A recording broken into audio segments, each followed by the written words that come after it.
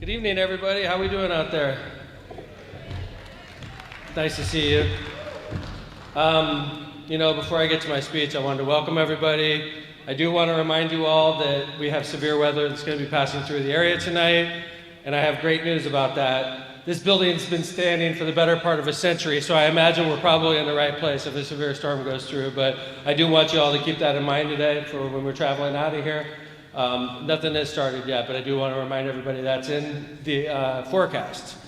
And I am also aware and cognizant that I'm speaking to a bunch of athletes and people who love sports, and your city has been in the news lately about a big development that may be happening. I'm pretty excited about that, right? Bear down, right? I think that I can tell you I've been asked this question and I appreciate it. Are they coming?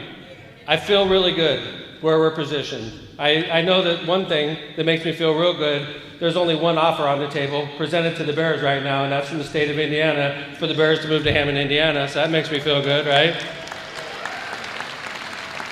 And I also know that even if the state of Illinois tries to match what Indiana put on the table, I do know that in year zero, maybe that's an even deal. Going to be in existence, the Bears would lose billions of dollars if they didn't move to Indiana. So that makes me feel well about the Bears potentially moving here. And it's exciting because that possibility it's a real possibility. And if they move here, it's 2,000 permanent jobs that would create, about 10,000 construction jobs, and about $5 billion of investment into the city of Hammond. To give you a perspective of how much money $5 billion is, currently, the city of Hammond is worth about $4 billion. So it would more than double what's going on in the city of Hammond right now. And I imagine next year's Hall of Fame ceremony would probably have a little different ring to it if the Bears did choose us as their ultimate home. So all I can say to everybody is we're probably not going to know anything for at least a month or so because Illinois is trying to match what Indiana already did. But I feel really good about our state and what the governor and the legislature and all of our local officials, the county officials, they came together. You don't see that often in 2026, people coming together for a good thing. And I think all of us here in the region realize that if the Bears do choose us as their next home, that would be a great thing for Northwest Indiana, but definitely for the city of Hammond. So thank you for asking me so many questions about that. It's my pleasure to be able to update you on it. And I wanted to update you about another thing that's going to change how we do this ceremony every year. I think this is a real positive development, but I wanted to come up here. I was approached by the Hammond Sports Hall of Fame Committee with a vision. The vision was to elevate what we do here with the Hammond Sports Hall of Fame. And after careful consideration about the request, we agreed that it did make sense, and that's what I'm here to announce. We're going to relocate the Hammond Sports Hall of Fame from the Hammond Civic Center to the Hammond Sportsplex. Okay? Now, I love the Civic Center. And that's what made it so hard. So I want to tell you about how I think this will make you feel better about the whole thing. First off, I did want to point out this was a request by the Sports Hall of Fame Committee. And initially when I heard it, I was like, no way. Love the Civic Center. Everybody loves the Civic Center. But the more we thought about it, it seems like the heart of Hammond Sports right now is at the Hammond Sportsplex. And it's such a beautiful Hall of Fame tribute that we do to all the athletes and all the plaques. I didn't want to take the plaques out of the Civic Center because there's still thousands of people that pass through the Civic Center. So we decided if this was going to work, the best way that it would work is if we duplicated what we have in the Hammond Civic Center and duplicate it at the Sportsplex as well. So we've agreed that that's definitely got to be part of it. And then future inductions are going to take place at the Hammond Sportsplex. Future dinners will take place at the Sportsplex. I know that's sad, but I think it is also movement. It's movement forward. I can tell you one thing about the Hammond Sportsplex. Just about every weekend, there's about 10,000 people that pass through the doors there. We have hundreds of people on a daily basis that go to the second floor of the Sportsplex and walk the track, which is where our Hall of Fame plaques will be located. So I think as far as visibility for our athletes and our great Hammond history, I think it's going to be well served by relocating it to the Hammond Sportsplex. So I did want to come here and explain what was going on. Thank the Hall of Fame Committee for the excellent idea. I hope everybody's positive about this, and I want you to know that this is an important part of our city. This Hall of Fame ceremony and the Hall of Fame plaques That's why we're not just going to take them off the wall and bring them down there. That's why they have to be duplicated. So I hope you understand why we're doing what we're doing. I hope you agree that it is a good move for the future of our Hall of Fame. I did want to say thank you to everybody for coming out, especially to our inductees, Dave Borbely, Charles Cook, Brenda Pennington, Coach Dave Sutkowski, and Sanch White. Thank you very much for what you've done for our city. You put Hammond on the map, each of you individually. This Hall of Fame committee is committed to keeping your stories alive for eternity. And I think any Hammond mayor worth their salt would be doing the same thing I'm doing right now. We're going to duplicate what we have here, and we're going to make it better. So thank you, everybody. Thank you to the Hall of Fame committee. Welcome back to the Hammond Civic Center. I'll see you next year at the Hammond Sportsplex. God bless everybody. And bear down, huh?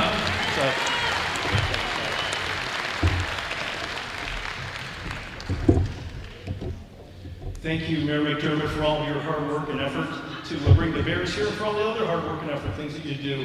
And while we're on a roll, talking about people with amazing accomplishments in the city of Hammond, would you please welcome the chairman of our steering committee here at the Hammond Sports Hall of Fame, Mr. Wes Lukosius.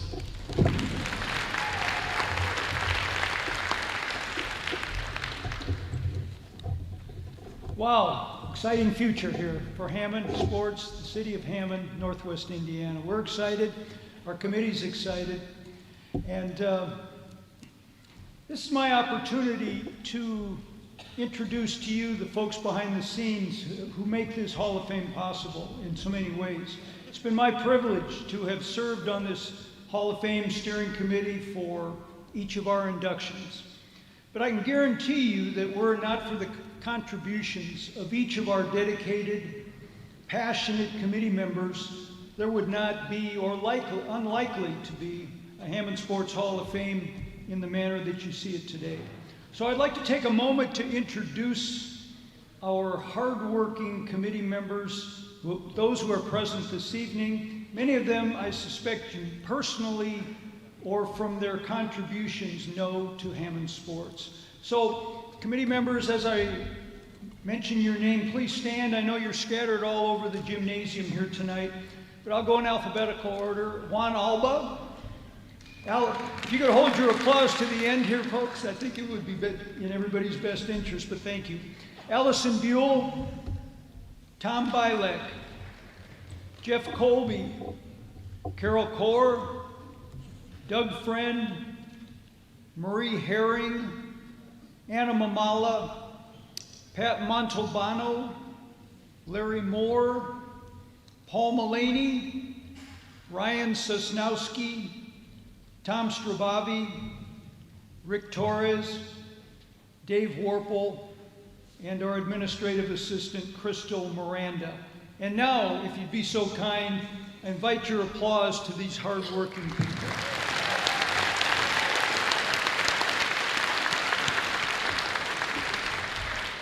Thank you all.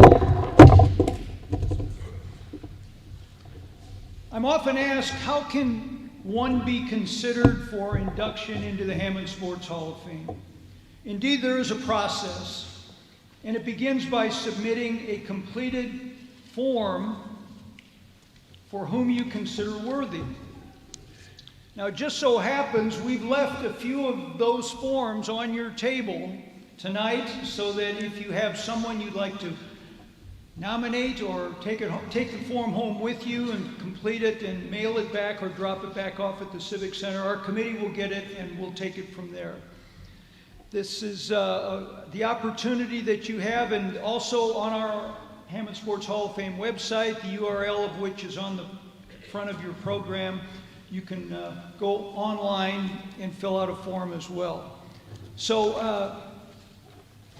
a nomination form is first base as far as consideration is concerned for Hall of Fame induction. So with that, I invite you to give that consideration. We thank you here tonight. We're virtually sold out, so we welcome you and we're appreciative of your presence tonight. Hope you're enjoying your evening. Thank you very much.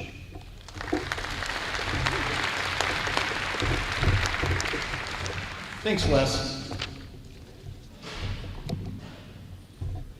Ladies and gentlemen, this is my second year on the steering committee. My first year as MC, and thank you, Wes, for assigning me to this duty. I sure appreciate your confidence. Hopefully I don't mess it up too bad. And it's been a distinct pleasure to work with the inductees of the 2006 class. And from a kid who grew up in Hammond, this is kind of like going to Cooperstown. I see some of my childhood sports heroes out in the audience, like Mr. George. I'll never be able to call him by his first name ever, Mr. John George, one of my childhood heroes. Absolutely. Some of my contemporaries like George Leonakis and Peter Vardalich, who over there feverishly voting for the Hammond's greatest achievement. You can cool it on the voting now, guys. So many great people out here and familiar faces. So I would just ask that the inductees of the Hammond Sports Hall of Fame, please rise if you can and be recognized.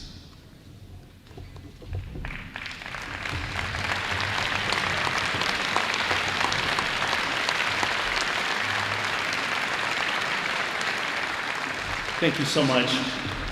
And it's also our practice to offer a moment of silence to those Hall of Famers who have passed away over the last year. So if you'll please indulge me in just a quick moment to recognize them.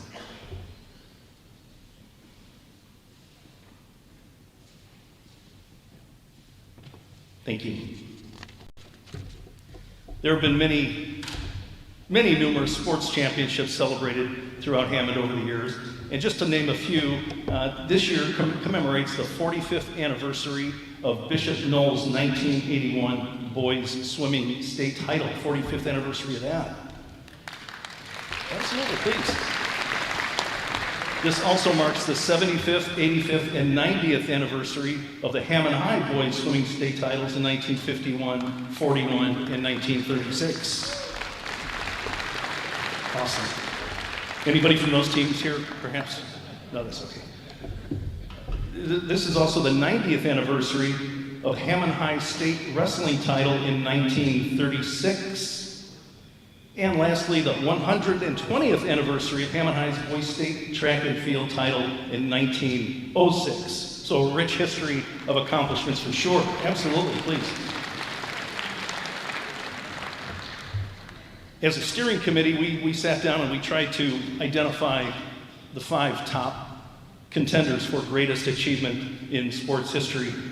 And it's probably a good thing we did this promotion before the Bears moved to Hammond, because I got a feeling that would probably outweigh anything anybody else here has done. But on your tables, you'll see a flyer, and it consists of the 1920 Hammond Pros, Hammond's first professional football team, the 1940 Hammond Tech State Championship basketball team, the 1960 to 65 golden era of Hammond football history. Anybody from that era here, perhaps? Okay, we're getting closer. 1972, the Hammond Edison Little League team that went to Williamsport. Anybody here from that team? So anybody here from that team? Yeah, they're okay, very good. And last but not least, the trio from Hammond High Track of 1975, Kerry Pinkowski, Rudy Chapa, and Tim Keogh. Just amazing athletes for sure. So throughout the night, we invite you to go online and vote. This is your chance to help us select a winner. On your table is a flyer with a QR code. It also has the website listed, so you can go in and vote very quickly. And a little bit later on in tonight's program, we'll be announcing the winner. So at this point in time, I'd like to introduce Carol Core to the podium to present the 35th Annual Anderson Peterson Family Distinguished Award. Carol.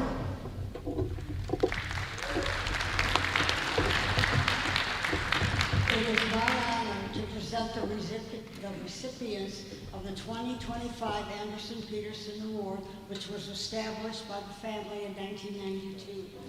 The female recipient, Talina Cisneros, is a Hammond Central High School graduate. She participated in volleyball, earning 3 varsity letters, and all-conference her junior and senior years. In softball, her junior year, she earned a varsity letter and was all-conference. In 2025, she earned academic All-State, an honors diploma, and was a scholar athlete. Her community service contributions included church group events and the volleyball team community service hours. School organizations included the National Honor Society, Natural Helpers, and she was a class officer. She attends the United States Naval Academy Prep School. Accepting her award on her behalf are her parents, Rosalinda and Fausto Cisneros.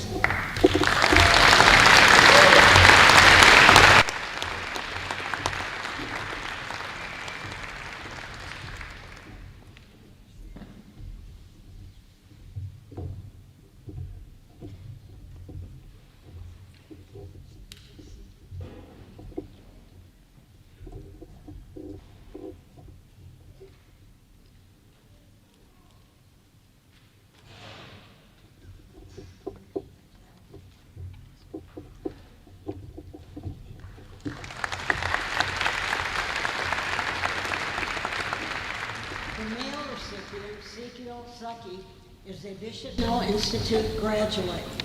He competed in 4 sports: soccer, track and field, football, and volleyball.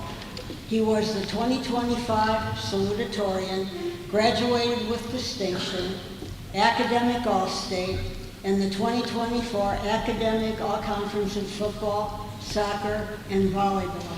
In addition, he was named a 2024 Indiana Colts Academic All-Star.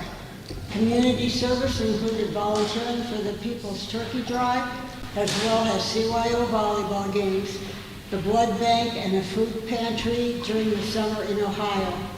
He attends DePaul University on a scholarship, and accepting his award on his brother's behalf is his younger brother, Zeb.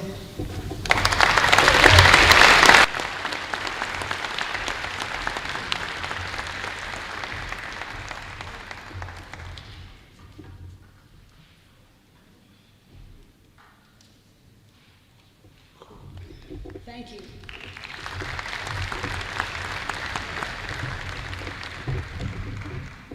Thank you, Carol.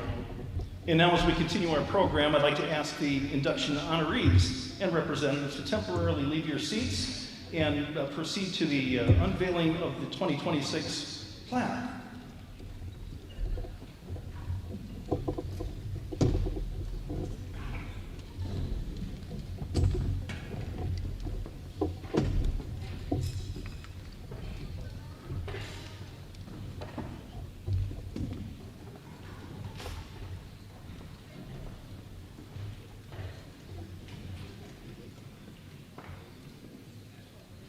Let's hear it for our class.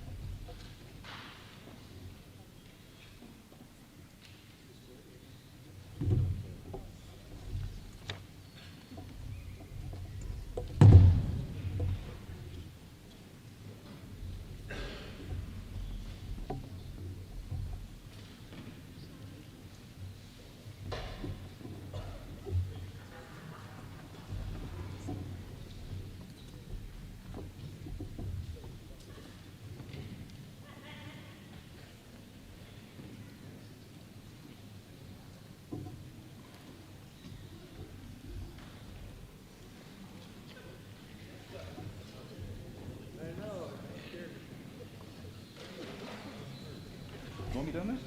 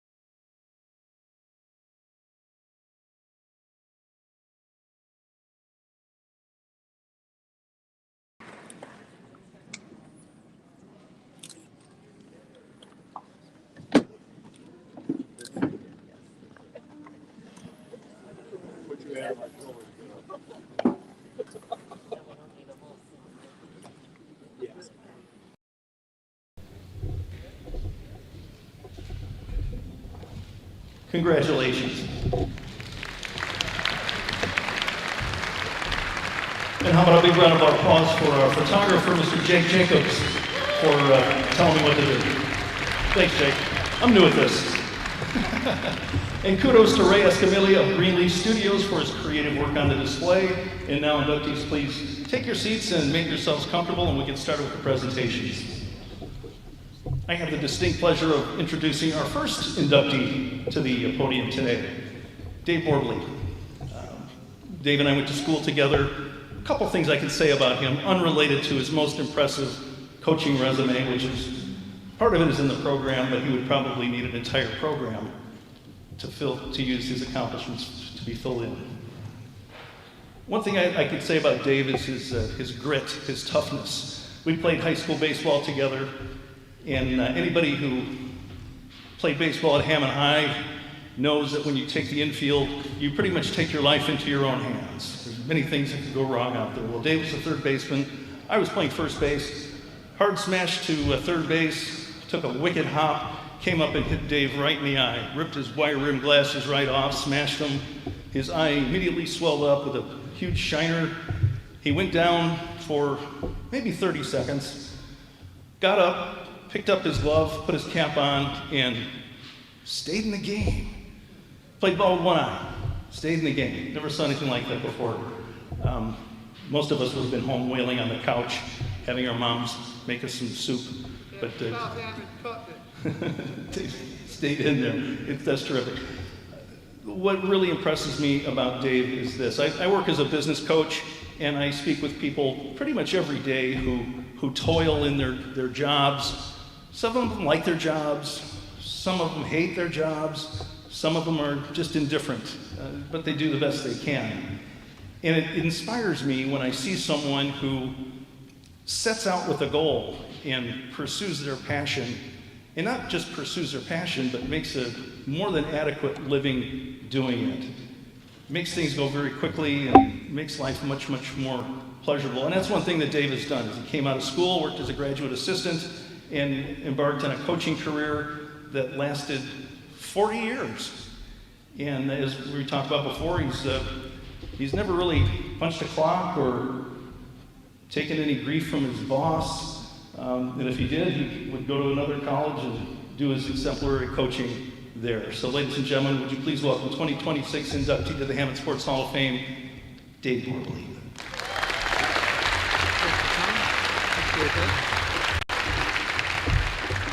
Thank you.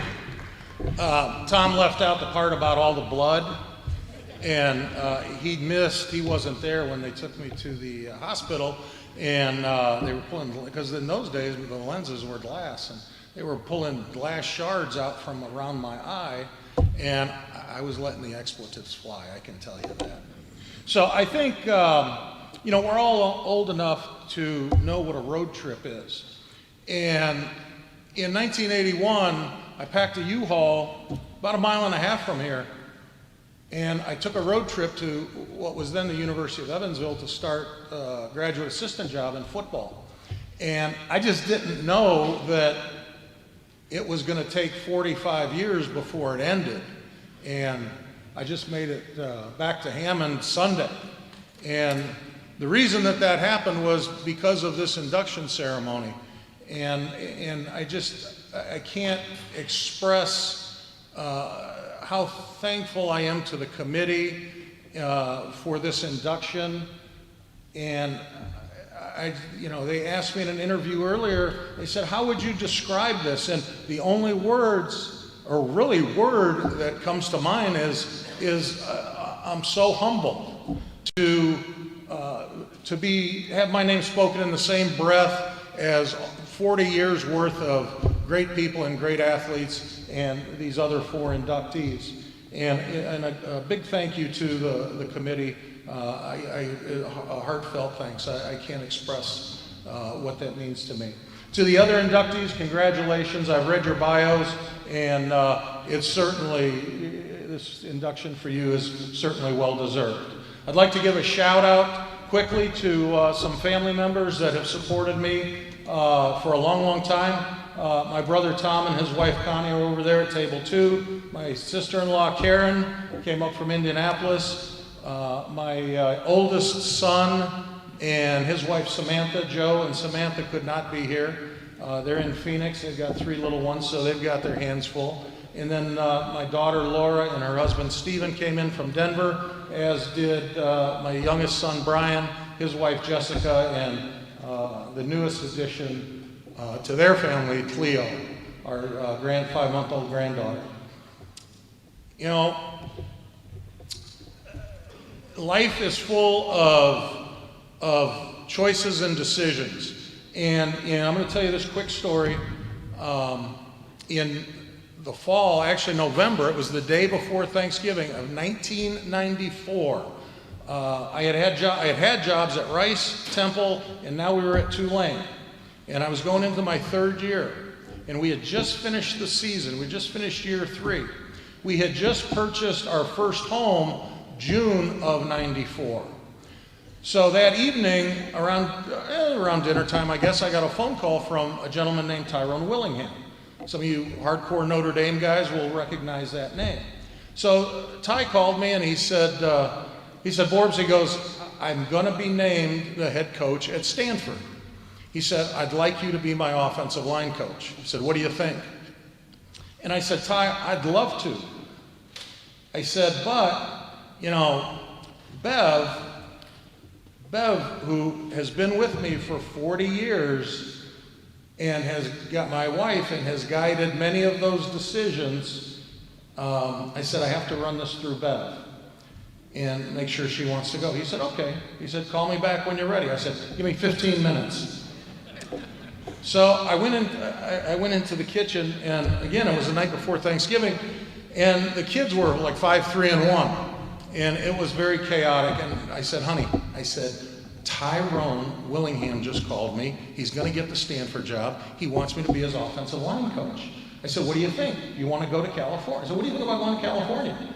And she looked me straight in the eye. The kids were screaming, and I'll let you fill in the blank. She said, no blanking way. She goes, are you kidding me? She goes, Borbs, we just bought this house 6 months ago. There's no way we can do that. She goes, I'm not going to California. If you go to California, you're going on your own. I said, okay. I said, I'll call Ty. So I went back to my office, and I got to tell you, I prayed for about 10 minutes. I was like, God, please help me make the right decision, because she does not want to go.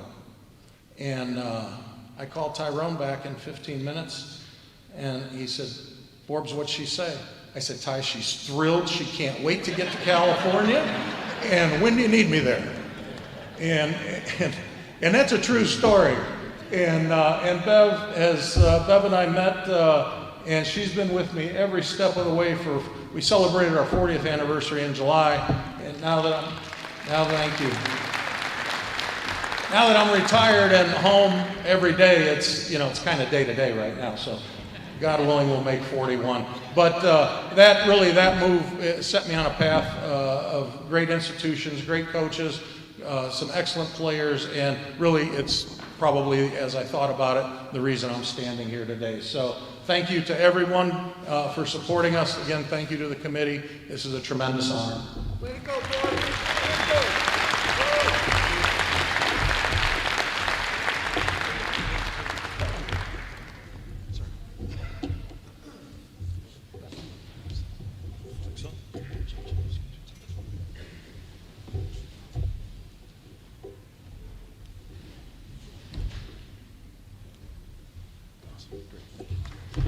Congratulations, Dave.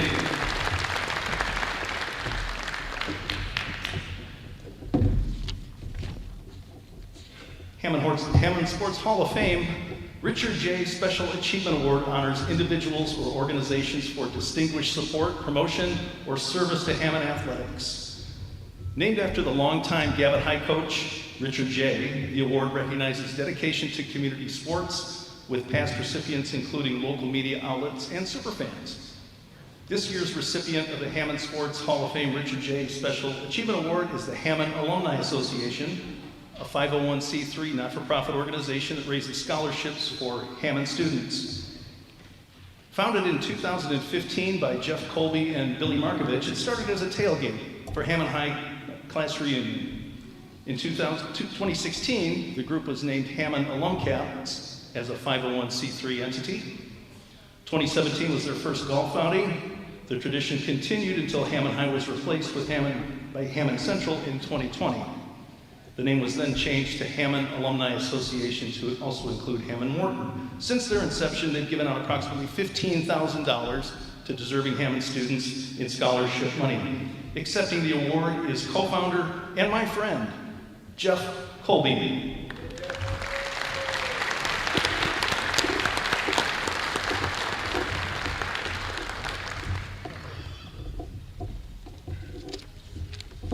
Good evening, everyone. First of all, I'd like to give thanks to the Hammond Sports Hall of Fame committee and congratulations to all the inductees that are on my right-hand side.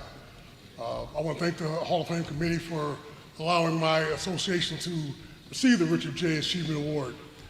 We started out, like Tom was saying, as a phone call. I got a phone call from Dr. Billy Markovich. He wanted to do an honor to our former teammate of ours who passed away at halftime of a game his senior year on September 1st of 1979, George Carpenter, who was beloved by all of us who played with him in New George. We started it that way. We presented Hammond High with a plaque that was in honor of George. We were then joined with us were 20 or so former students and coaches that had coached George in New George. That's how things started. Then we started a tailgate, and we came up with the concept of doing a golf outing to start raising money for scholarships for the students of Hammond High, actually, and we were the Hammond Alumcats. I was blessed with a scholarship to play football in Montana, and I know how it is to not have money to be able to go to school. So we try to honor these kids and give them an opportunity to pursue their further education. After that, we started doing the golf outings and started raising funds for that. This year we're doing something different. We're also doing Hammond Morton and Hammond Central as well, but we're doing some mini scholarships. We're going to be honoring the kids at Scott Middle School as well as Eggers Middle School. They're going to get about 4 or 5 of those mini scholarships. I'm going to correct Tom, we've given out over $20,000 in scholarships over the last 7 or 8 years. And right now, I'm stepping down as president. We're going to have a new president, but we have some members here with us. I want them to stand up. We have Miss Sonia Payton Jackson. She's a day one person. Miss Leslie Campbell. And the new president is Miss Arian Taylor. We're a small group, but we do a lot of big things. And I mean small in numbers, but we're big in how we get down. On your tables, you'll see flyers advertising for our golf outing this year. A lot of you here have already participated in our golf outings and have donated your time, your money, and your efforts to help see us succeed, and we appreciate you. So we want you to see you come out, and the ones who haven't participated, we definitely want you to come out as well. Once again, I want to thank everybody, the Hammond Sports Hall of Fame, for this opportunity and this award, and thank you and have a blessed evening. Thank you, Jeff, and congratulations. And Jeff, you did such a great job with that. I'd like to ask you to stay here at the podium, and if you would, please introduce our next inductee.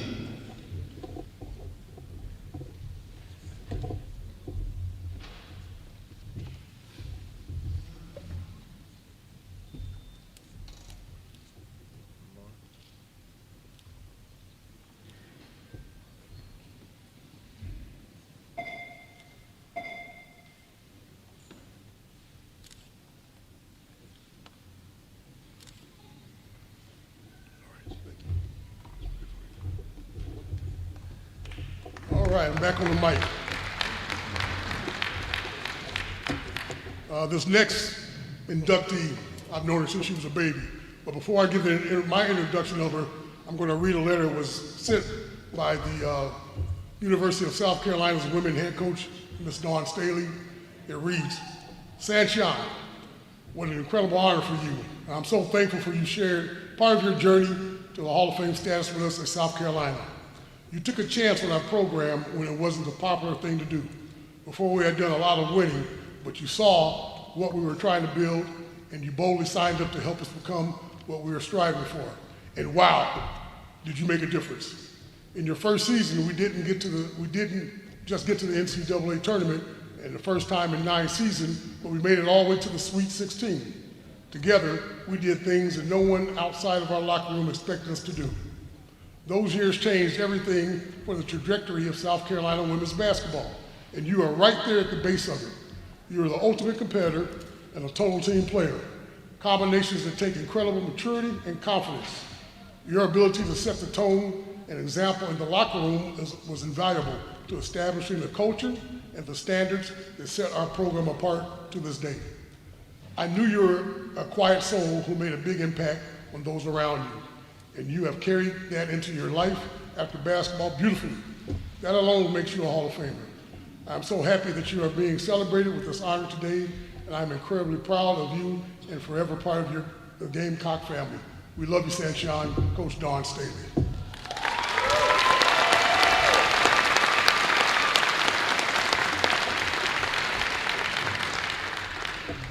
Now, like I was saying, I've known this young lady since she was a baby. It's truly my pleasure to watch her grow up to become a wonderful person, while at the same time become one of the toughest basketball players I've ever seen in the state of Indiana. I'm not just saying it because I know her, I'm saying it because it's true. From Maywood Park to Eggers, from my house, where she would be playing against guys and telling these guys what she's gonna do, how she's gonna make a move on them, and then she would execute the move. It was just phenomenal. And these are guys that were way older than her. It was like, this girl's got it. And while at Hammond High, she continued to develop her game and her reputation, earning the nickname B Street. B Street. She grew up on Becker Street, not too far from this facility right here. Just a few short blocks. She was a lockdown defender, coming up with key steals and huge rebounds in every game she played in. She was, as well as being a leader and a big-time scorer for Hammond High. I had a front row seat at all her Hammond High games, and I was cheering on as much as I could. Some of the people around me would get upset because I was so loud with it. At Central Arizona, I didn't get to see her play live, but I was at my computer screen every game she was at and watching her. And then I got to watch on television as she did her same magical moves and defense at the University of South Carolina. I used to always tease her saying that she was the second best athlete in our family, but she surpassed me a long time ago.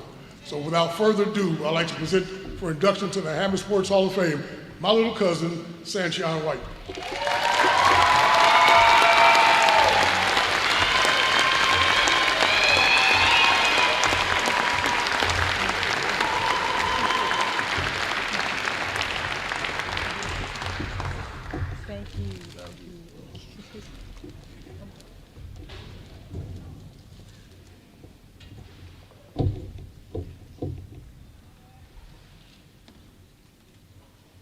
Good evening, everyone.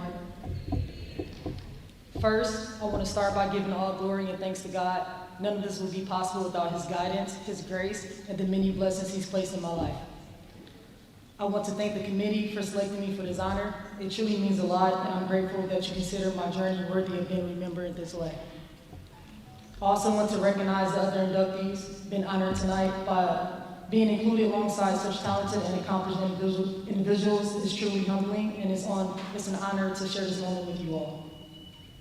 Standing here tonight is honestly something I never imagined when I first started playing the game. Like most kids, I just love to compete and the feeling of working towards something bigger than myself. Being inducted into this Hall of Fame is an incredible honor, but the truth is the recognition isn't just about me. It represents a lot of people who invested their time, belief, and energy into my dream. I want to thank my family, my brothers and sisters who supported me every step of the way, and especially Brandy and Tay, who didn't miss a single home or away game. Your presence meant more to me than you probably realize.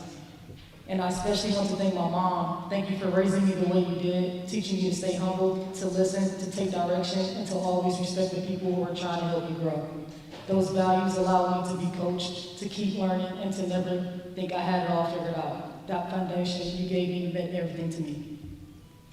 Also want to recognize B1, who poured so much into me during my early years, from those personal training sessions at Memorial Maywood Park, working on my form and footwork. You helped build the foundation that I carried with me throughout my career. At the time, I didn't fully understand how important those moments were, but looking back now, I truly do. The fundamentals you instilled in me at such a young age mean more to me than you will ever know. Coach Will and the Chicago Fire coaches who will come pick me up after school, drop all the way from Chicago to Indiana just to take me back for AAU practice, and then drive all the way back again and drop me off. That level of dedication and belief in me is something I'll never forget. Also want to thank my coaches, Coach Chase, who pushed me, challenged me, and demanded more from me than sometimes I demanded for myself. Many people probably don't know this, but I actually ran cross country in the fall to prepare for basketball season in winter. Looking back on it now, I'm starting to think that may have been your way of making sure I was actually running year round. But those early mornings and extra miles taught me discipline and work ethic. Coach Chase, thank you for instilling that in me. It's a big part of who I am today, although I still try to avoid running whenever I can. I also want to thank Coach Gooch. She taught me what hard work really looks like and what it means to never give up. One thing she always made clear, though, that good was never good enough. She never allowed us to get complacent. If we won by 10, she'd remind us that we were capable of winning by 50. And that's the standard we should hold ourselves to. I remember when recruits would come to visit and real scrimmage them. Sometimes I'd take it easy on them and let them get a few buckets. Coach Gooch would immediately yell from the sideline, "Sanchi, what are you doing? Trying out?" From that point on, anytime she felt like I wasn't giving my full effort, whether it was practice or an actual game, you hear her yell very loud, "Sanchi is trying out." Every time she said that, it lit fire under me and pushed me to go harder. Coach Gooch, thank you for always reminding me to never try out, but to show up ready, work hard, and give my best in everything I do. That mindset you instilled in me is something I've carried with me from far beyond basketball and into the way I live my life today. I also want to thank Coach Don Staley. When I first arrived at the University of South Carolina, I thought I already knew what hard work was. I thought I had already pushed myself as far as I could go. But when I got there, I quickly realized I hadn't. Coach Staley pushed me in ways I didn't know I could be pushed. She challenged me not only as a player, but as a person. She taught me how to compete, how to stay poised under pressure, how to walk into a room with confidence, and still remain humble enough to keep growing. I remember one day we were in the gym and just shooting around, and she looked at me and said, "Sanchi, I wish I had you for 4 years." That moment stayed with me, not because it was praise, but because it reminded me of something bigger. The impact a coach can have when they see something in you and refuse to let you settle for anything less than what you're capable of. Coach Staley saw something in me that pushed me to demand more for myself. She helped shape the way I approach opportunities, the way I carry myself, and the way I show up in life today. Coach, what you represent goes far beyond basketball. You represent leadership, strength, discipline, and the ability to pour into people in a way that can truly change their lives. And I'm grateful that you poured some of that into me. Because great coaches teach you how to play the game, but the truly special ones help shape the person you become long after the game is over. Coach, thank you for being one of those people in my life. To my teammates, you know the truth. None of this happens alone. The wins, the battles, the practice, those moments are shared. Some of my best memories come from competing alongside you all. Basketball gave me more than just memories on the court. It taught me resilience, teamwork, and the value of pushing through challenges, lessons that continue to shape who I am today. So to be recognized here tonight means a great deal to me. If there's one thing I've learned through this journey, is that success is never achieved alone. It's built through the support, guidance, and belief of the people around you. So tonight, while my name may be the one being recognized, this honor belongs to everyone who was part of this journey. Thank you for this incredible honor.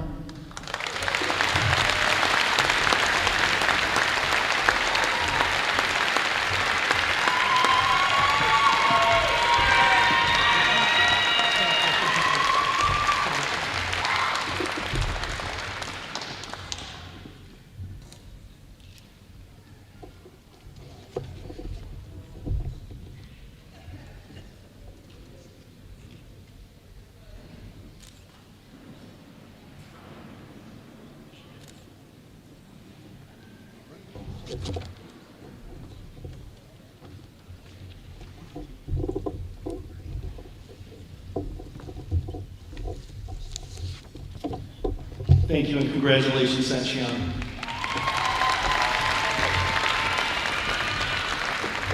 Just a real quick read here from another testimonial. Her character did not go unnoticed. When Dawn Staley began recruiting her, she shared something unforgettable. She said Sanch White was not just the kind of player you build a team around, she was the kind of person you build a program around. She would become a foundation of culture at the University of South Carolina and a pillar of what a championship program represents. So for those who may be unfamiliar with women's college basketball, University of South Carolina and Dawn Staley is just about as good as it gets. So congratulations to Sanch White.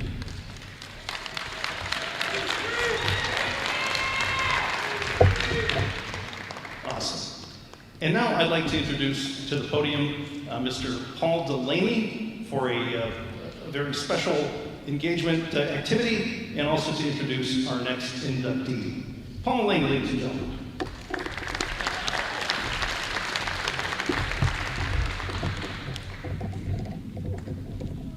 How are we doing tonight? Everybody good?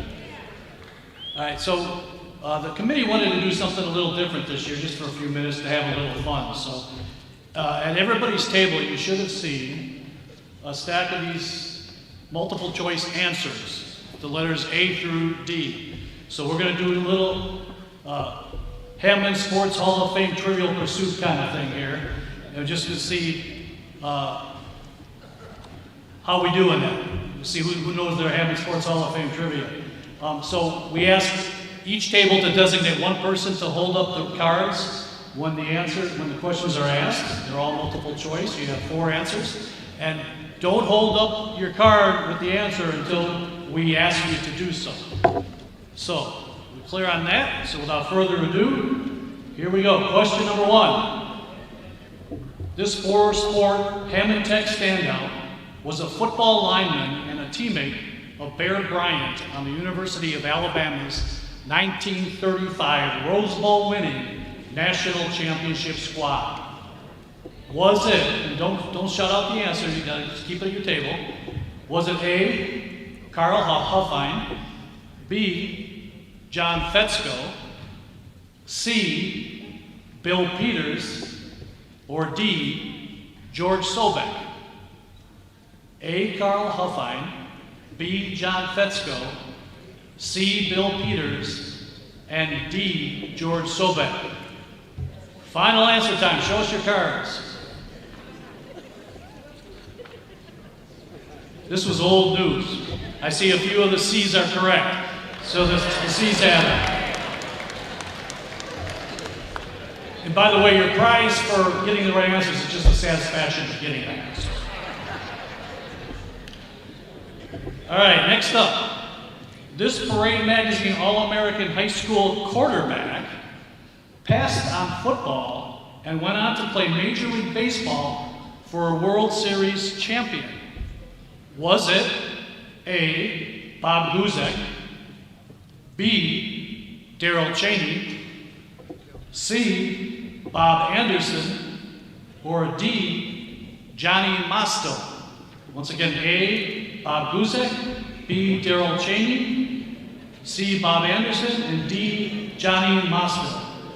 Time to show your answers. Boy, that's unanimous. We got a lot of Morgan people in the crowd here. Darrell Chaney.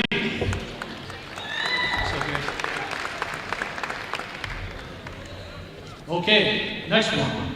This former Clark High School basketball standout was a second-team All-American at Ohio State. After helping lead the Buckeyes to an Elite Eight NCAA berth, he played 4 years in the NBA with the Boston Celtics. Was it A, Larry Jackson, B, Bob Donham, C, Rodney Ford, or D, Larry Little? Once again, A, Larry Jackson, B, Bob Donham, C, Rodney Ford, and D, Larry Little. Time to show your answers.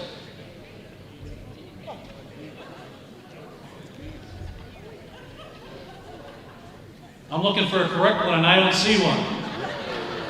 It was B, Bob Donham. So you gotta go back to your 1950 college teams. All right, we got a couple more. After a standout football career at Bishop Knoll and at Notre Dame, he played 6 years in the NFL, competing in Super Bowl IV. Was it A, Don Brum, B, Mike McGill, C, Irv Cross, or D, Mike Graney? Once again, Don Brum, A, B is Mike McGill, C is Irv Cross, and D is Mike Graney. Time to show your answers. All right, we see a lot of them out there. B is correct. Mike McGill played for the Minnesota Vikings in Super Bowl IV. All right. This might be a challenge, but we got a lot of Hammond High people here, so that you might get this. As a golfer at Northwestern University, this Hammond High alumnus defeated fellow Big Ten competitor Jack Nicklaus. Was it A, Mike Laleth, Tom Granick, C, Godfrey Labda, or D, Nick Egnatz? Once again, A, Mike Laleth, B, Tom Granick, C, Godfrey Labda, or D, Nick Egnatz? Show us your answers. All right, I see some B's. B's are correct. Tom Granick. All right, one more to go. One more to go. His outstanding play at first base prompted his college coach to move teammate and eventual major league first baseman Moose Skowron to shortstop. Was it A, Johnny Mostel, B, Darrell Cheney, C, Joe Baliga, or D, Norm Bannis? Once again, A, Johnny Mostel, B, Darrell Cheney, C, Joe Baliga, or D, Norm Bannis? Show us your answers. Well, there's a good number of them. It's D, it's Norm Bannis.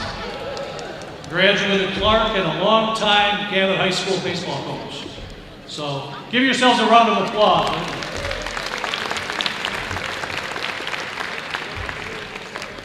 All right, you want that back next year? Is that fun? All right. Okay. So as Tom mentioned, I'm also here to introduce our next inductee tonight. So I was blessed to see virtually every high school basketball game that Brenda Pennington played, as I had two daughters who were Brenda's teammates at Bishop Knoll. And it was evident from game one, as a freshman in November of 2012, her very first game, that Knoll had something really special. Brenda, that first game rookie, played all 4 quarters and scored 18 points in a winning Clark. Just a few weeks later, she logged her first game-winning high school buzzer beater against Morton. And in a testament to her drive and her talent, this freshman point guard, who at the time on the roster was listed as 5'2", she scored at the buzzer after fighting to obtain a rebound. It was always clear Brenda would go on to do great things on the court.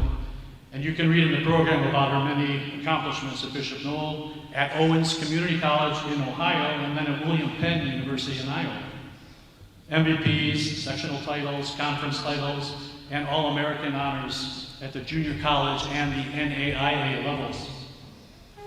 We can talk about her being the 3rd highest scorer in Knowles girls basketball history. We could talk about her dropping 30 points in the sectional championship game her senior year. We can talk about a whole lot of things, but I think arguably the statistic that might be the most impressive is that in her team's 229 games in high school and college, Brenda only missed 2 games due to illness or injury. You couldn't keep her off the floor. She refused to let her team down by sitting out. Once in a game in East Chicago, she was fouled so hard that she lost a tooth and a good bit of blood on the court. She didn't have the eyebrow to date that, but it was quite alarming. And she came off the court long enough for the bleeding to stop and just insisted on getting back in the game because, why? Because her team needed her. She was very selfless and very dependable in that regard. It's no surprise that of those 229 games in her career, based on what she contributed, Brenda was on the winning end 186 times. That's a career winning percentage of more than 81%. She was a quiet leader, probably as quiet a leader as you will find. She certainly walked the walk, but you never heard her talk the talk. There was no ego.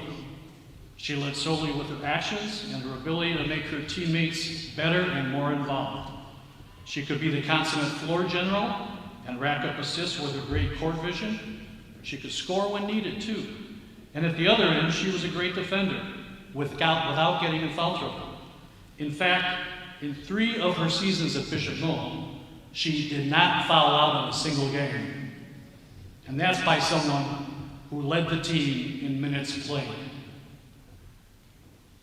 Having worked as a sports writer early in my career, I have attended more games than I can count. I've been fortunate to cover the Super Bowl, the NCAA tournament, high school state championships, right on down the line. And I've attended countless high school basketball games, boys and girls, here in the region. So I've seen the best of the best. And suffice it to say that in her arena, in her league, our next inductee is among the best of the best. And I present for induction into the Hammond Sports Hall of Fame, Brenda Pennington.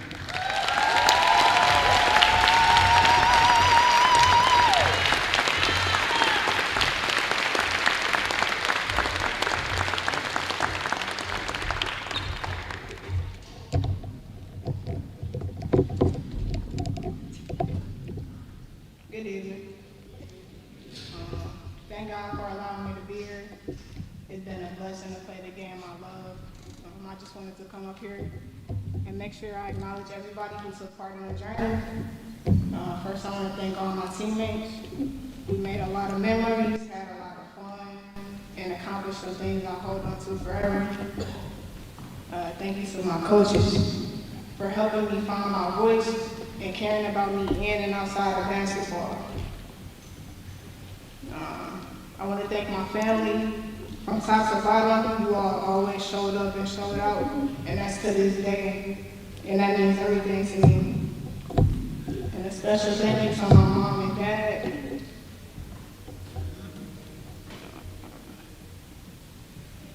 For all the sacrifices y'all made for me, the early mornings, the long drives, the money spent, the continuous confidence, support, and belief in me. I appreciate y'all more than I can ever put into words. Lastly, thanks to everybody who's shown love and took the time to come out tonight. I don't take any of this for granted. Basketball has given me so much, and I'm truly grateful for this recognition. Thank you all.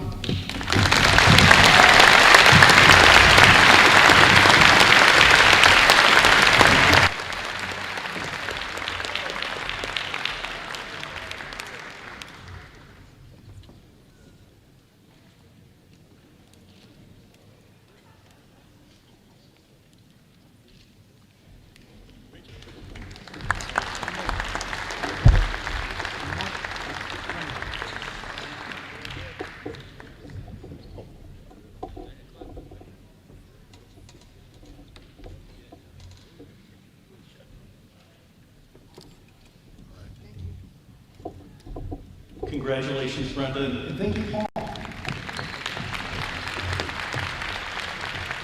So how is your evening going so far? A, it's a good night. B, a great night. Or C, the greatest night of your life. I see unanimous C's out here. That's beautiful. Thank you very much. I take a little credit for that. And now I'd like to introduce Mr. Pat Montalbano to the podium for a very special award, very special. Pat. Thank you. Good evening. A person who receives a Lifetime Achievement Award is an individual recognized for a career of profound significance, characterized by sustained excellence and a lasting impact in their field, community, and organization. Tonight's Lifetime Achievement Award winner is a man who is a passionate and talented multi-sport athlete, a sports writer for the Times, who knowledge and engrossing narratives painted a vivid picture of action and intriguing stories. The host of Sports Insights at Purdue Cal for WJOB, highlighting local high school and college athletes and programs, and a 40-year career marked by exceptional dedication integrity, leadership, and unwavering commitment to excellence while serving as our committee for the Hammond Sports Hall of Fame. He's a founding father in the truest sense. He helped plant the seeds of the Hammond Sports Hall of Fame. In 1987, a vision was born to ensure that Hammond's greatest athletes and athletic achievements would never be forgotten. At the center of that vision was tonight's honoree. Tonight, Tom Bialik, who has produced all our videos tonight, I don't know if you noticed, they're excellent quality. He's produced a special one for tonight's honoree for the Lifetime Achievement Award. If you look to the right here, we should have the video of his career.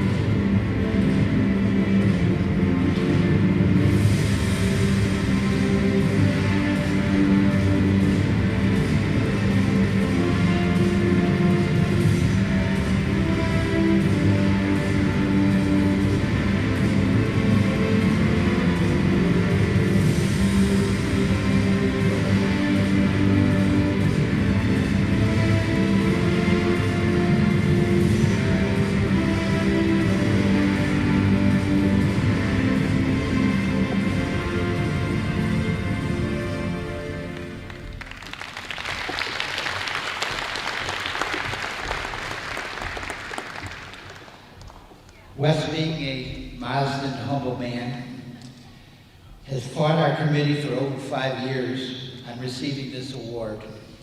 But now, since he's retiring as a chairman, he has no power over us, and we can acknowledge his outstanding contributions to the City of Hammond athletics. Before I welcome Wes to the podium, I would like to acknowledge his wife, Betty.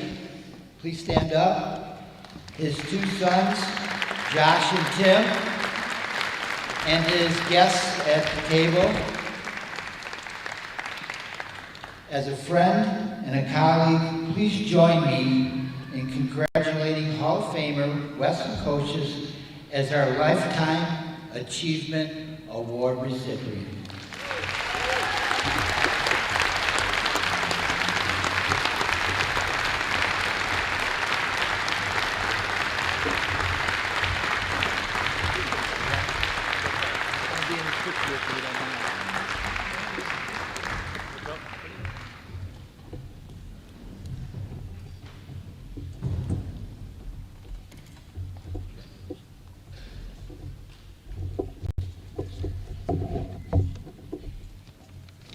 Wow.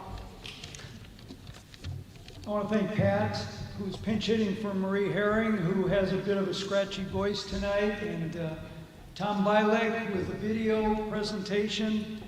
Proof positive that all three of you are extremely gifted at applying lipstick onto this proverbial pig. As honored as I am to receive this award, my committee colleagues who made it happen also know how uncomfortable it has made me. So I'm not really sure what to say. Well, I kind of do, because I have prepared some remarks. But not to worry, I am sure, well, pretty sure, I will not take any longer than the President did delivering his recent State of the Union address. Seriously, I am humbled to become the third recipient of this award, following legendary Bernie Kruger and girls sports pioneer Margaret Keller. Lifetime achievement, to me, suggests having done something worthy, great, noble, but I have not done any of that. I have just had fun.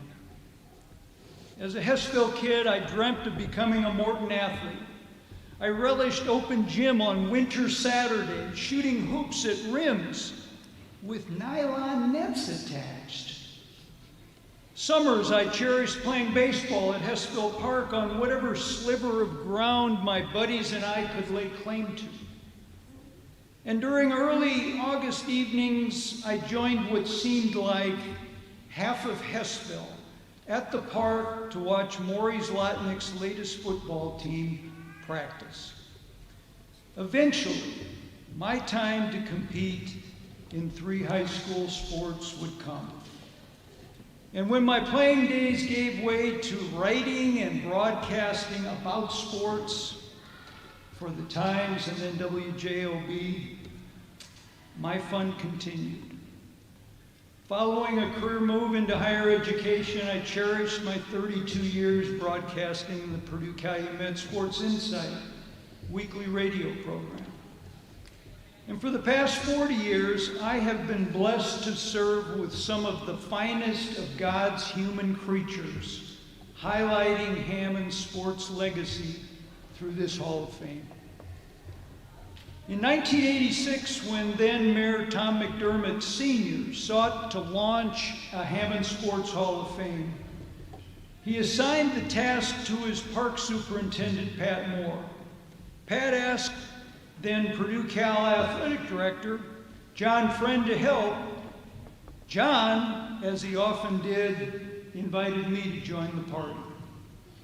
And my wife Betty and sons Tim and Josh patiently allowed me.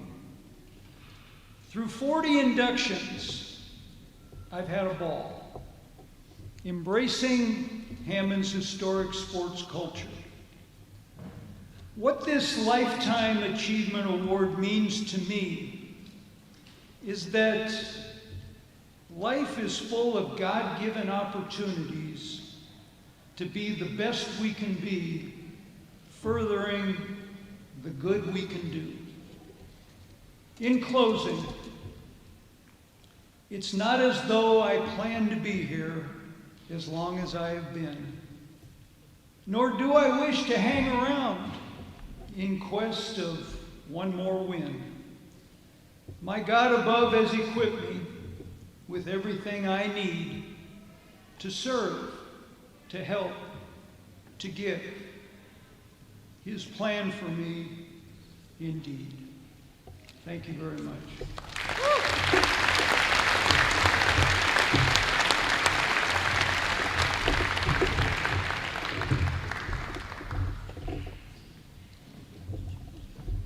Congratulations, Wes, and well deserved.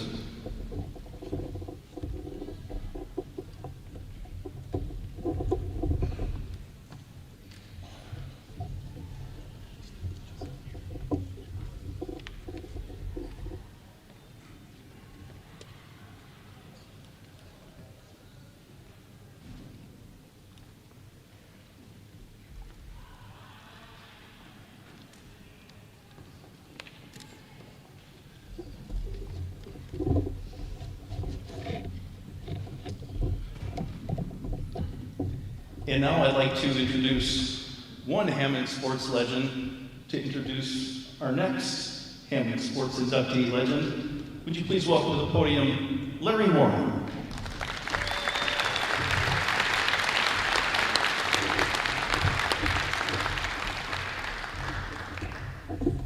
Thank you, Tom. It's going to be kind of hard to follow all these speeches. I'll tell you what, they were amazing. Congratulations to all the inductees. I'm proud of every last one of you. It's my pleasure to introduce who I feel is probably one of the best athletes that ever came through Hammond High. Football, basketball. He was a little bit behind me, but you know, he was always around. He was just one of those guys that worked so hard, not only just as an athlete. He was a good person.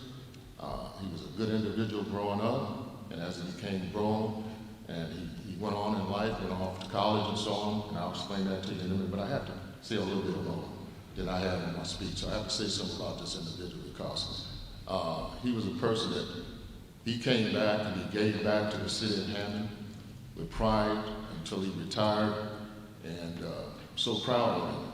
There's one thing that him and I have in common. We have a record at Spohn Middle School in the 60-yard dash. I think it was 5'9", and it will never be broken because they closed the school down, so nobody ever broke that record. But anyway, I'm going to tell you a little bit about him. This individual is a 1977 graduate of Hammond High School. He was an outstanding athlete in football and basketball, football and track. He went on to University of Western New Mexico, where he started in football and track. And he was just an individual that was just as great at everything he did. It is my pleasure to introduce the Charles Cook.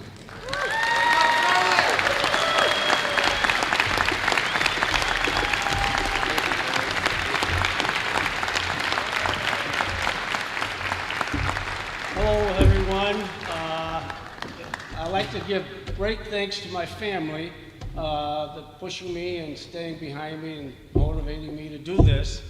I love you guys and thank you very much. I also like to thank two guys for getting my name in, Richard Hudson and Rudy Chapa. Two wonderful persons that I enjoyed having company with, especially Rudy, which is my brother-in-law. And also, I'd like to thank my brother firefighters who are here. Thank you guys for showing up and showing me a little support. I love you guys. It's good. Yes. I like to say a little bit, tell you a story how all this got started. Okay, right back to Maywood School. Maywood School, at lunchtime, they did not have, on the playground, it wasn't a fenced area. It was open, so we weren't allowed to have any balls or anything on the field because obviously it goes in the street and cause headaches. So what the guys and I would do, we had our milk cartons that we had for lunch, and we would put sand and rocks and things in them, and we would play football, run up and down the playground. That's how I knew and become, hey, I got a little speed here. I'm faster than a lot of these guys. So that went on there. Then I went off to Spohn, and which was beautiful. I mean, I'm from New Orleans, so I moved up here when I was like 11 years old. It was just amazing when I went to Spohn School to show how competitive things were, because obviously they had all the sports, football, basketball, wrestling, and then track. And like I said, it was just amazing how I realized, it's like, man, this isn't bad. And then leaving Spohn School off to Hammond High, which had some great accomplishments there at Hammond High. Again, class of 77, the group of guys I went to school with, which are here, it's just amazing how the bond we had, and we still have it right now. Dave Borbely and I, we come out of Hammond High the same time, and it was a wonderful thing. And then also off to Western New Mexico. And I'll tell you how I got to western New Mexico. One of the favorite guys I just adored him very much. I was working out in the park, and this car pulled up, and this guy, hey, obviously, how you doing? How would you like to? They were starting a new football, had a new football coach, and was starting not a new program, but just a new coach there. I would love to go there, right? Raymond Cross made some calls for me, and Beatrice and I, my wife, we went down to Western to visit, and I mean, it was beautiful. And the coach told me, hey, we like you, you know, you think you're pretty, good kid. You come down, you make the team, and we'll give you a scholarship. I'm like, this is unreal. So, by God, I went there, I made the team. Here I am. They were wonderful. I played football and ran track and did some wonderful things there. So it was really great. And I'd like to also thank the Hall of Fame committee for selecting me part of this family of athletes. And it's a wonderful thing. Will always be something that I could enjoy along with my kids and grandkids and all of us. So thank you all very much, and it's been a beautiful evening. Thank you.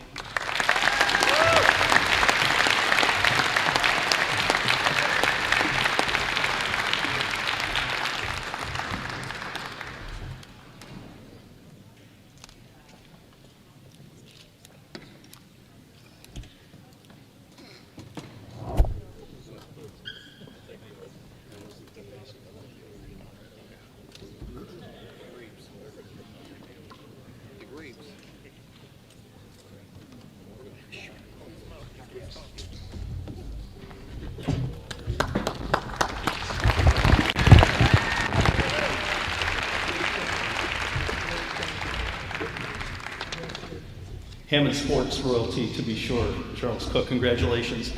And now a special announcement, the award of the Hammond's Greatest Sports Achievement Award. We're ready to announce the winner. I'd like to say that the voting was close, but I'd be lying to you. It was a landslide. I'm very pleased to announce the winner is the 1975 Hammond High track trio of Kerry Pinkowski, Rudy Chappa, and Tim Keogh.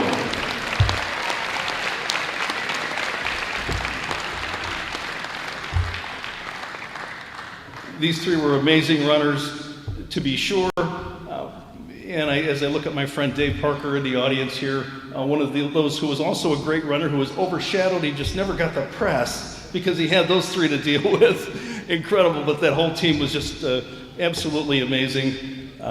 I tried cross country for about 3 days, and we all started out at the same time, and those guys took off, and I got a cramp in my side, and I went back to the locker room, and that was the end of that.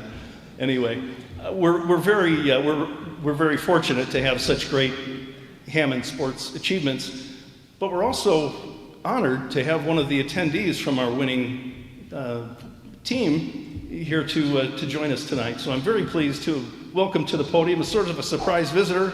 Would you please welcome Hammond High track legend and also Executive Director of the Chicago Bank of America Marathon, Mr. Kerry Pinkowski.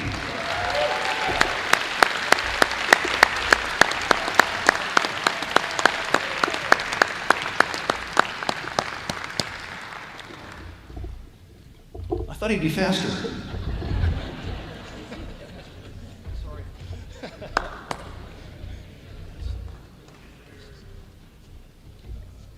Hey, Tom, how are you? Hey, how are you? Wow, what an honor. Real quick, it's just so nice to be back here in this grand building with such history and so many familiar faces. And reflecting back, Charles, a teammate of mine when we were at Hammond High, which is great. Congratulations. Congratulations to all the inductees tonight. Amazing careers. Larry Moore, classmate of mine, it's memory lane here. You know, for us, it's amazing that what we did 51 years ago, you know, that it still stands the test of time, that people still talk about it. I guess when you live in an age where the athletes are bigger and stronger and faster and have better facilities, something that's absolute in the absolute barometer is the track, and that stands the test of time, and you can make those comparisons. And we were fortunate enough to have an amazing coach and an amazing ecosystem around us. Charles mentioned his family, but Rudy Chappa, my teammates, his sisters are here, Maria and Beatrice and their families, and Tom Keogh, Tim Keogh's brother is with us tonight, and they were all part of that. We worked very, very, very hard. When I tell my kids that we worked out 13 times a week, twice a day, 5:30 in Maywood Park, back at 3:30, 6 days a week, and we had one option on Sunday, which was a kind of a relaxed run, but couldn't do it without, we were all part of the Hammond Public School system, our teachers, our coaches, everybody that contributed to that, and the individual that made it all possible is here tonight, our coach, Dan Candiano. And long evening, I know it's a long evening with a lot of great accomplishments, but he instilled in us, and I still rely on that today, hard work and commitment and investing in yourself and doing the things that you need to do to be good. It pays off. And the athletes that were around us, we were just talking, Dennis Cordell was really the first one that really broke through for us. Dave Contle, great 800-meter runner, went on to Indiana. Dan Chumley, John Roper. Those guys, every day we had that nucleus guys that showed up to work out. So it's been an honor and privilege for me to be part of this great tradition, and it lives on. And to spend the evening with Coach Candiano and to be part of this amazing tradition. I live a charmed life. I work on the Bank of America Chicago Marathon, so I still work in running and get to work with athletes and some of the finest athletes in the world. So it continues on. But every day at 3 o'clock, I think about those guys. I think about Coach. We would go out we would be at the park. When I do decide to get up and run in the morning, I still have to lay my stuff beside the bed, my shoes beside the bed. When you get up, that's the first thing you step into, because you know you're going to go work out. But it paid great dividends for us. So I'm just honored that we won this award. There's so many great performances, and to thank the committee in West. Congratulations to to keep this great tradition moving forward. Hammond's an amazing place, and it's a wonderful place to grow up, and so many wonderful people I've been around. So thank you for voting for us, okay? Appreciate it. Thanks so much, Kerry. Thank you for all the great things you're continuing to do. And now, as we approach the, I don't want to call it the climax of the evening, because we've had so many great honorees here tonight. We do have one more inductee, and I'd like to welcome Ryan Sutkowski to the podium to introduce our final inductee.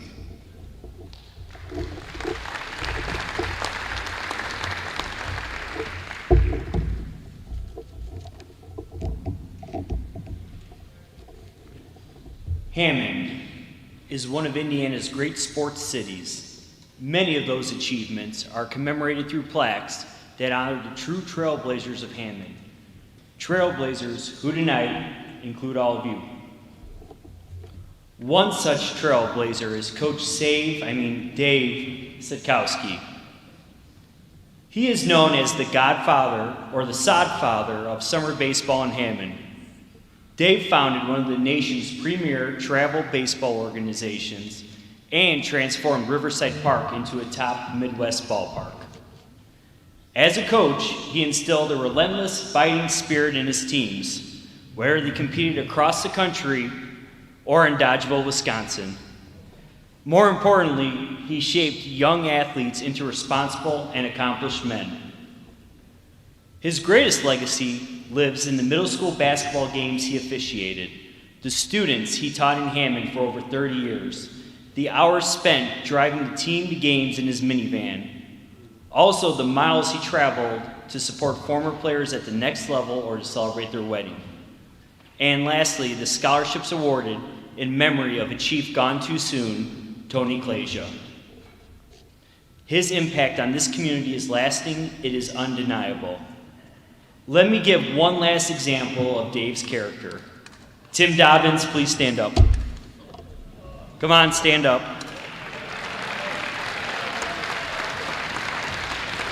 Dave chauffeured this man across the country for over 30 years just so Dobbs could support the program. That's loyalty. That's selflessness. And if you know Dobbs, that's a lot of patience. Trust me. All right, sit down now.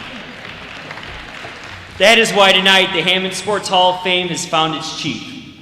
It is with great pride that I introduce Coach Dave Sutkowski for his induction into the Hammond Sports Hall of Fame class of 2026.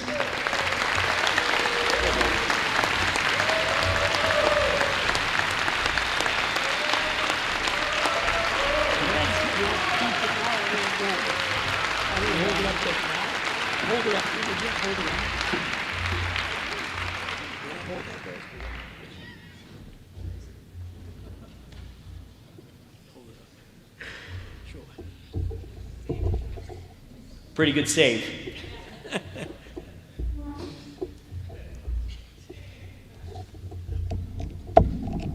I want to hold this. Thank you, Ryan, for that great introduction, and thank you for all you've done for our program over the last few years. Much appreciated. Save Sutkowski. I think that's why a lot of guys came out here tonight, especially our former players. If you saw the article in the paper when they announced the Sports Hall of Fame inductees this year, they had the pictures in there. And under mine, it wasn't Dave Sutkowski, it was Save Sutkowski. So I think it's really appropriate that so many guys showed up thinking I was going to be saved tonight. I want to congratulate the fellow Hall of Fame inductees, well deserved. And I want to thank the Hammond Sports Hall of Fame Committee. Being a Hammond guy my entire life, and walking around this Civic Center and seeing 40 years of history here, it's amazing. And I can't tell you how grateful I am for the consideration and for this induction tonight. I want to thank my family who's here. They all showed up in Hammond Chief jerseys. I don't know where they got them from. I want you to know I want them back. To my brothers, Tim and Scott Sutkowski, to my sister, Karen Belot, to my brother-in-law, Bruce Belot, thank you for all being here tonight. And to my 85-year-old Uncle Pat, a staple of our program for 30 years, thank you for all you've done for our program. Can't even begin to start where you've helped us so much over the years. Thank you for being here. My career started out because I had great mentors. And I want to recognize those guys because they're all here tonight. Coach Marty Jambros, football coach at Gavitt, Hall of Famer here. Following him, Coach Rob Hansen. I had the pleasure of coaching football at Gavitt High School for a number of years with those guys. To George Malice from Hammond High School, who I had a great time coaching baseball with him for 5 years. To Russ Marcinek, who gave me a head high school baseball coaching job at Morton High School in 1996. Thank you for being here tonight. And again, just want to be so grateful for all you guys did for me and helping me to teach and learn how to coach kids and coach the sports that I coached under you.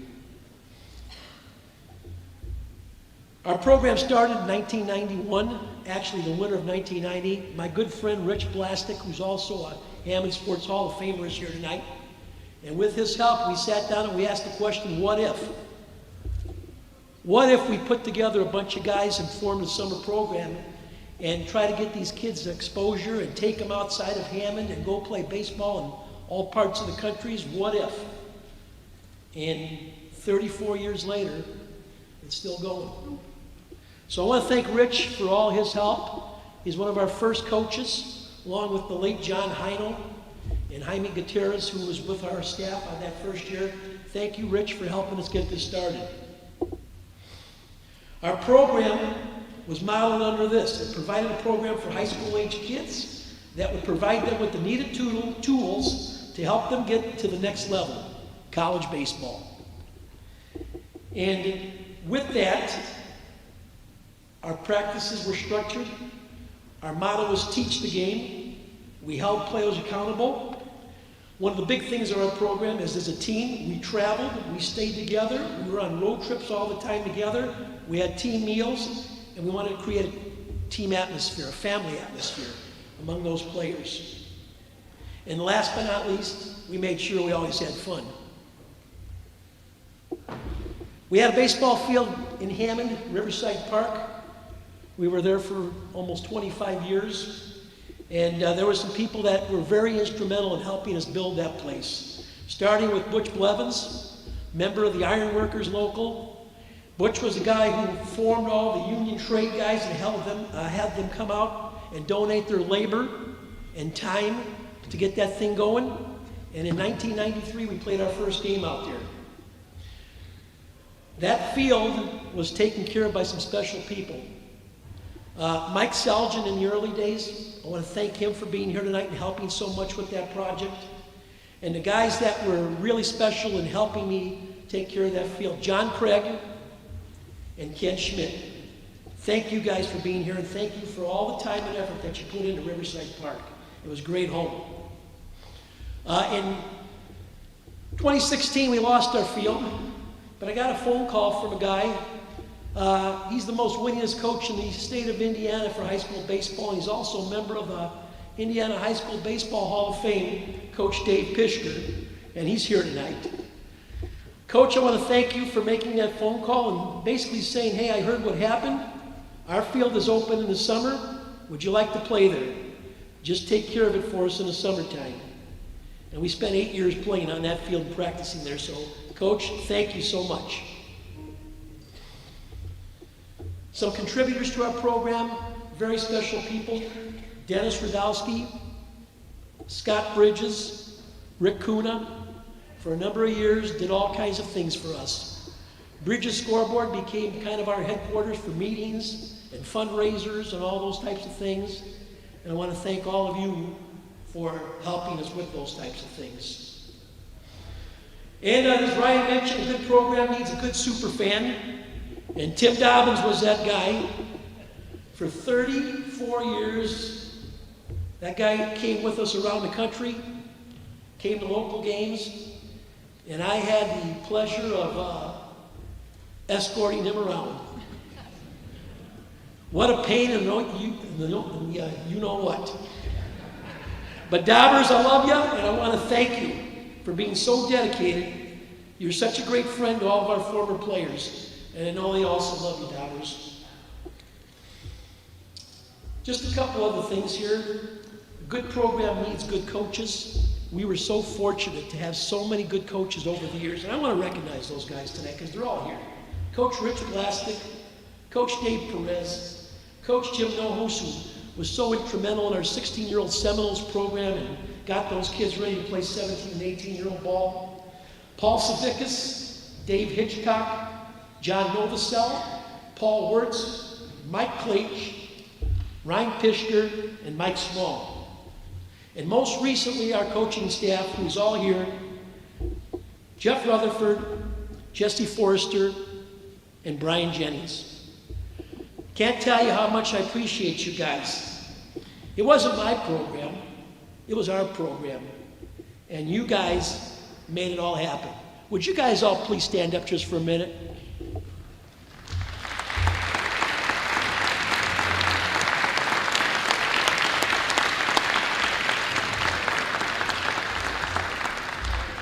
And to one of my best friends, Brian Jennings.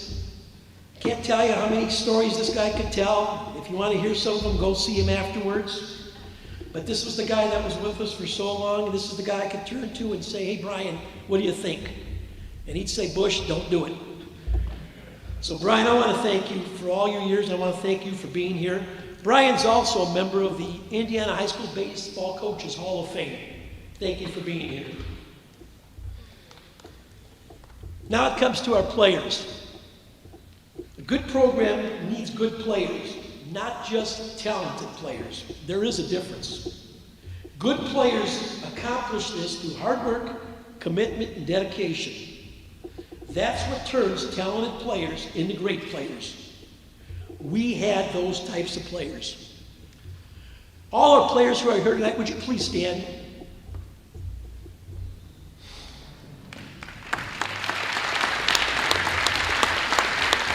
Thank you guys so much for being here. I hope to see you at Plaque later on.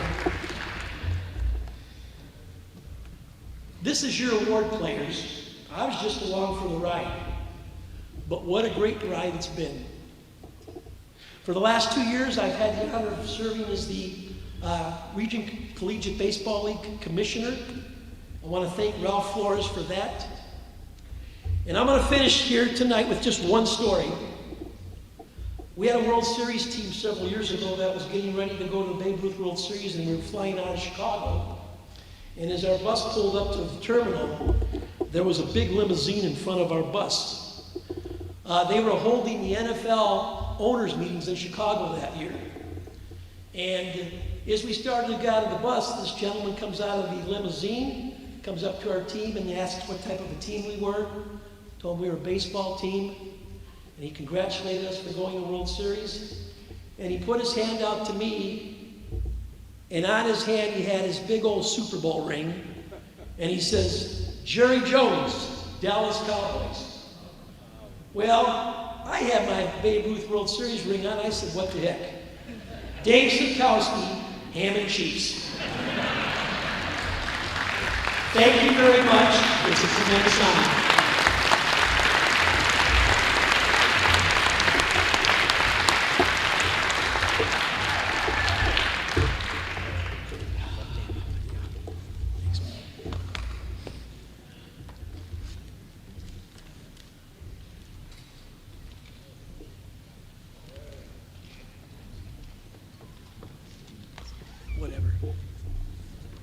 Congratulations, Dave, well deserved.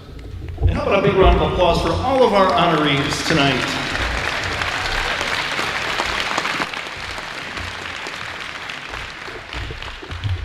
Before we wrap things up here, we just want to say thank you to a couple of people, such as the Northwest Indiana Times, WJOB, Region Sports Nation.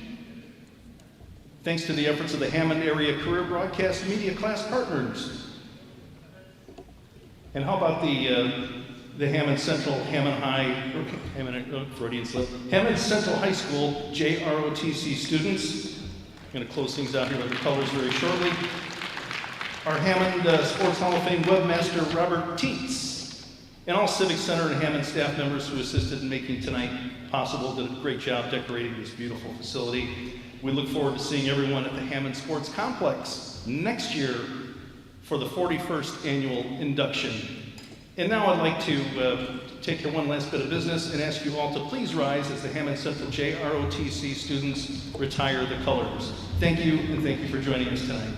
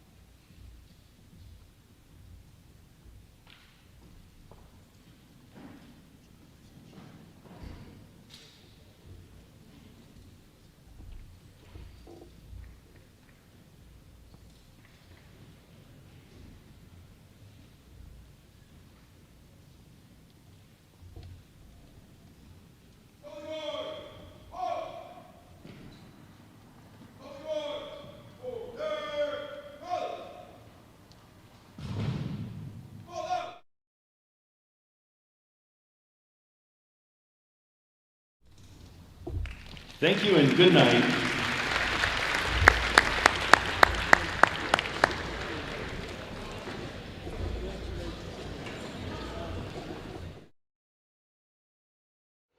Tonight's broadcast is brought to you by Dave Werpel, your Hammond 5th District Councilman.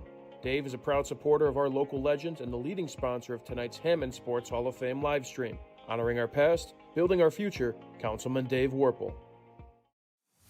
Thank you to Jason Gore, 1990 Hammond High graduate and candidate for Lake County Sheriff, for sponsoring live video coverage of the 2026 Hammond Sports Hall of Fame. For more information on the campaign, visit jasongoreforsheriff.com. Jason Gore, a better way for Lake County. As days go by, the most important people in your life are here, now and always, to watch you grow, support you through the ups and downs, and to reach your goals. Trust People's Bank to be one of those relationships, guiding you through life's special moments, each event with their own financial need and desire. As you move forward, we remain by your side, a reliable partner in days gone by and in the future. People's Bank. Better banking keeps moving forward. Have you heard? Stratton-Manteau was voted Best of the Region 2025 in several categories, including Best Caterer, Deli, Flower Shop, Food and Grocery Delivery, Fried Chicken, Place to Buy Produce, Place to Buy Seafood, Loyalty Program, and Grocery Store. We're proud to be recognized by our community, and we're committed to continuing to deliver the variety, value, and convenience you deserve. See for yourself what it means to be the best when you shop at Stratton-Manteau.